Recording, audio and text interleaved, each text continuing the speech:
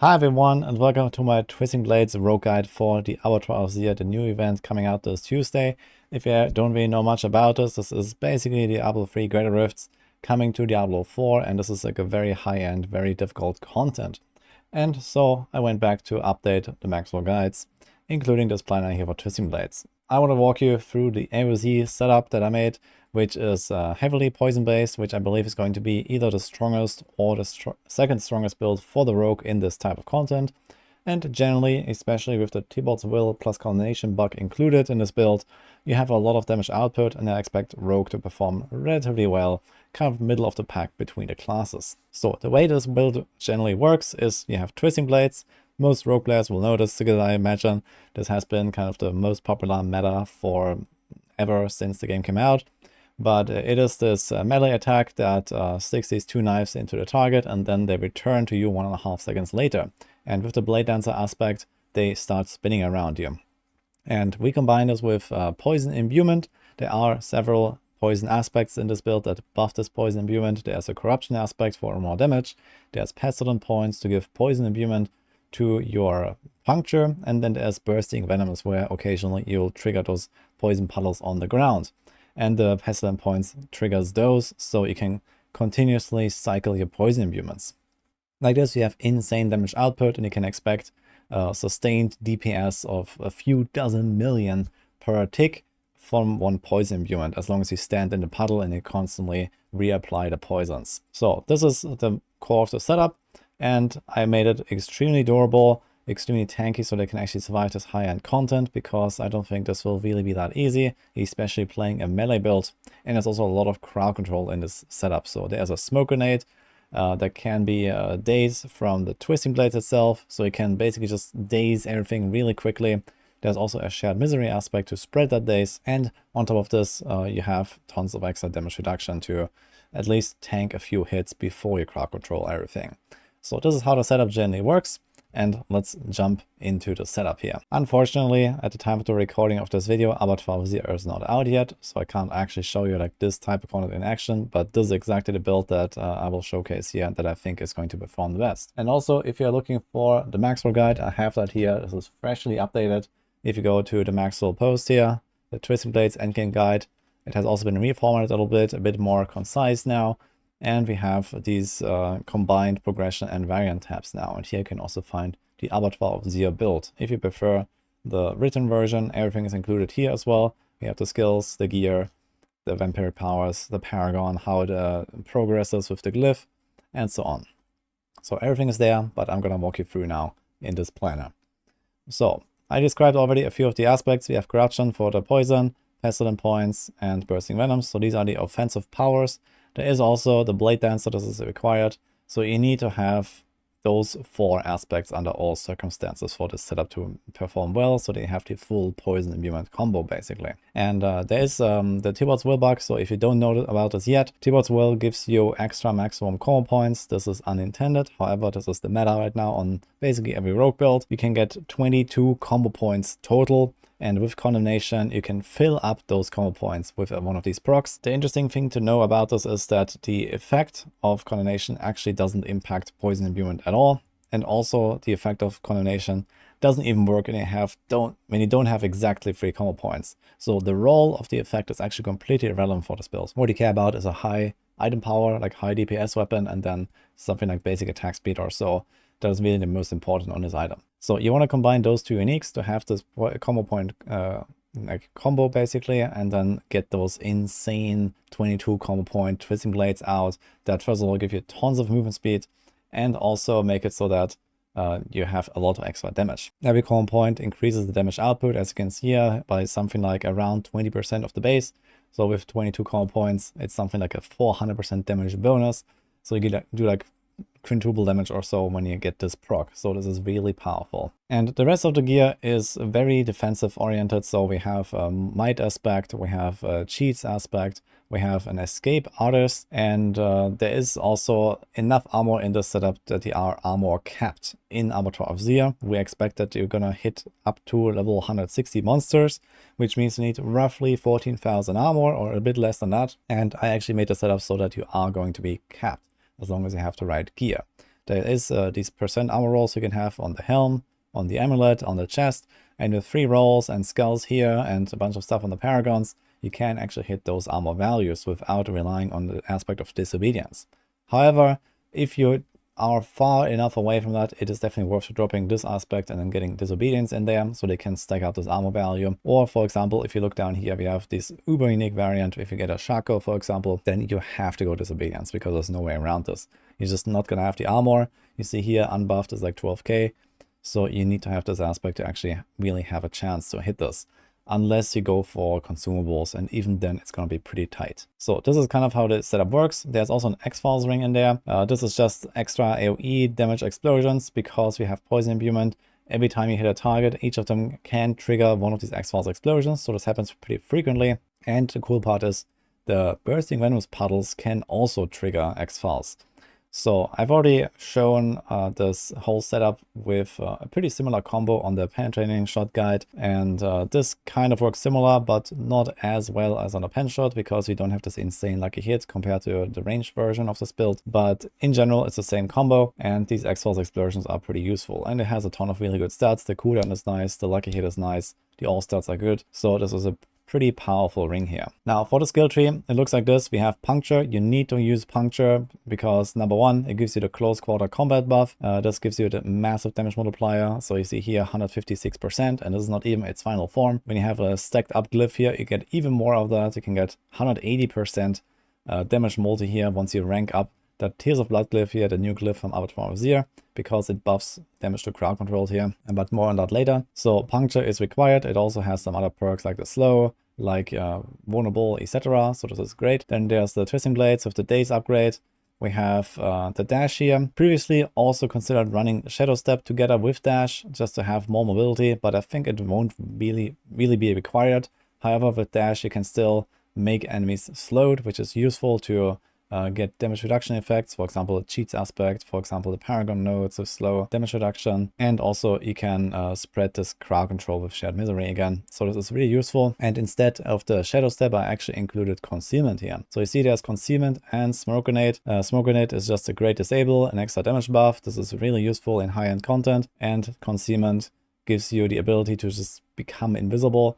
So you have 5 seconds of invisibility, and this allows you to reposition, to engage a new pack, to run away when monsters become unstoppable, because especially elites, they will become unstoppable after 5 seconds of continuous crowd control. And then you can just press Concealment and you can actually kind of skip the most part of their unstoppable phase, which lasts 8 seconds. And then you can re-engage them right after, and you can crowd control them almost immediately again. So this is a pretty good combo because I expect monsters are going to be extremely tanky in Abattoir of Zir on the higher tiers. So you probably can't finish elites in a single crowd control combo. And then Concealment really comes in and helps you out there. And it's just like an all-around really good tool. It also gives you the vulnerable for 6 seconds. So it's like crazy to apply the vulnerable there. And it just like fits into the build pretty well, I think. Here's the Poison Imbuement. We go for Blended for crits, giving you a higher poison damage. There is a bit of crit chance in this build. It's not like incredible, but you will trigger this from time to time if you have good gear, especially gloves and ring. There's a bunch of crit. And we also have this poison passives here. So there's 15% damage reduction. There's extra poison damage. Most of your damage is poison damage.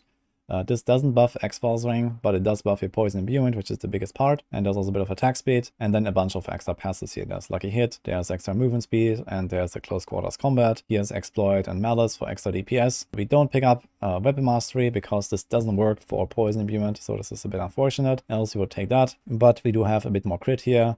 We have the trigger attacks to knock enemies down. This gives you like even more crowd controls. You have the reduced evade cooldown there, and we have Rugged with 27% damage reduction against damage over time effects, and Sturdy for the close damage reduction. So this is the skill tree. I think this is a really well-rounded package, and that will help you to kind of like deal with any situation pretty easily. Then we have the Paragons. It looks like this. So this is once you unlock the Tears of Blood glyph. Previously, before that, you have one aspect of this. However, I don't expect tier 1 Abattoir of Zir to be that hard for this build, so you can probably just go in with like a non-optimal Paragon setup, maybe slot the right glyphs, and then after you acquire the Abattoir of Zir glyph, the Tears of Blood, you want to do a respec here. This glyph eats up a lot of Paragon points, so we just have to give up like another board here, and we actually have to rearrange some things. You see here, for example, There's the Eldritch Bounty board as board number 6, and you just can't really fit that in anymore. So we go for a 5-board setup once you have this glyph, because it's so large, you want to get so many nodes there, and Eldritch Bounty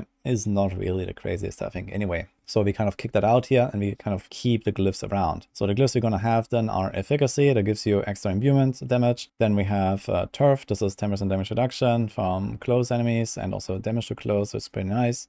Control to buff the close quarters combat, and we have Exploit here for vulnerable damage and to make enemies vulnerable when we engage them. This is extremely important because without vulnerable you basically do no damage because of the corruption aspect. And finally there's the Tears of Blood glyph. So this gives you a massive damage multi, and it also buffs the rare nodes, and the best rare nodes to buff by far on the entire Rogue Paragon are exactly those two here on Cheap Shot board. So damage to crowd controlled, again this acts as a multiplier through close quarters combat, and we have the slow damage reduction. So there's also, for example, why the dash is included. You have the slow from puncture, and you can have slow from the gloves. So a perfect glove looks like this, with the 30% chance to slow on a lucky hit here. And again, this can be spread with Shared Misery. So like this, you get this effect relatively easily once you start attacking, and once you start ranking up the glyph, you can see that it's a lot of damage reduction you can get here. So this is extremely valuable here on this Paragon board. Now for the rest of the Paragon, it is relatively straightforward. You pick up a bunch of really good rare nodes, mostly a bunch of life, bunch of armor. I pick up some damage here and there where we can, but it is a very defensive board. You see here, there's the armor, and here's the armor. There's some damage to crowd controlled for the multipliers. There's even more armor on the Tricks of the Trade board, a bit of close damage reduction, and a bit of all res, so it just helps you to cap out on your res a bit easier. And finally, they have the No Witness board. There's a bit more life, bit of damage, and this is basically it for the Paragons. So pretty simple setup here with the 5 boards, and yeah, mostly just very defensive oriented. Now you have to see that this build is like extremely optimized for Abattoir of Zir and is not as effective as it could be, for example, for like lower end open world content and stuff like that. This is why we have these other variants here. There's like these leveling variants. They are designed for speed farming, for speed leveling, so it does look a little bit different, as you can see, but it's mostly the same glyphs, it's mostly the same concept for most of the build. But for example, they don't really lean into a Poison Imbuement with like bursting venoms and all that stuff so much, so these setups are a bit different. But you can definitely take the Abattoir of Zir variant and also do outdoor content relatively effectively, but realistically this is intended to just be for Abattoir of Zir and, you know, be for the highest end content, and you shouldn't really, you know, worry too much anymore about other stuff, I imagine, at this point, because you really want to grind out the Abattoir. But you definitely can, because you're still going to be pretty fast. You get the combo point effects on Twisting Blades that gives you the movement speed, so you kind of like just fast by default playing this build, and it still works in basically all situations. Now for the Vampire Powers, we have this setup here. We have Metamorphosis plus Prayer in the Weak. And yeah, Prayer in the Weak is additive damage. However, you still get the vulnerable effect, and as I mentioned, vulnerable is everything basically. You do get the 3 seconds of vulnerable for free when you have your first hit on an enemy because of the exploit glyph. And then also you have concealment sometimes, you get the 6 seconds vulnerable. So this is pretty valuable to already trigger vulnerable on a lot of targets, but you still want to make sure that you make enemies vulnerable in long fights. And this means you have to like metamorph through them sometimes, and this allows you to like get this permanent vulnerable effect. This is why Prayer of the Weak is in there. You have an Undying for the healing. It's pretty nice. If you feel like you're fine on healing, but you need more damage reduction, this can also be Resilience. There is a Ravenous for extra attack speed. Again, here, if you want to have a more defensive setup, you can also replace this for Resilience. This is not really required. And then there's Flowing Veins. This is 60% extra damage for your poisons. So this is extremely valuable. And again, this is also another reason to make enemies cursed with Metamorphosis. So especially on elites, you want to try to like metamorph through them once to apply this curse and you know, apply the vulnerable, and like this you have your most damage output. And for the stat requirements, most of the stats look like this. So I already mentioned you want to stack total armor everywhere you can, and you also need 5 rolls of resistances. So you want to have every single resistance at least once. This is usually a triple roll on the boots with movement speed, and then a double helm roll like this. And like this, you have the most optimal distribution. But it is also fine to have, for example, like a life roll here on the helm, and then you replace maybe one of the rolls here. But I think the optimal solution is that you have the double here, the triple on the boots, and then you can go full skulls in your jewelry. You get all this armor, and you're going to be fine. Now, you might not have that gear available right now, and you might have to go for like other gems in your jewelry to fix your resistances. In that case, be aware of the armor and make sure that if you're far away from 14k, you want to have the disobedience aspect, otherwise try to do it with consumables. Now, for the other items, your damage reduction stats are pretty important, especially on the chest. This is like your one strong defensive item, so you want to have a chest that looks like this. Again, armor, and then, you know, all the damage reduction you can. There can also be damage reduction from poisoned enemies, for example, instead of the distant. That is also a pretty good stat. Even on the amulet, you want to have a lot of damage reduction. So this looks like this, for example. Again, armor and triple damage reduction, I think, is probably the way here. You could go for some offensive stats. There could be like ranks to Deadly Venom passive, for example. There could be ranks to all imbuement skills.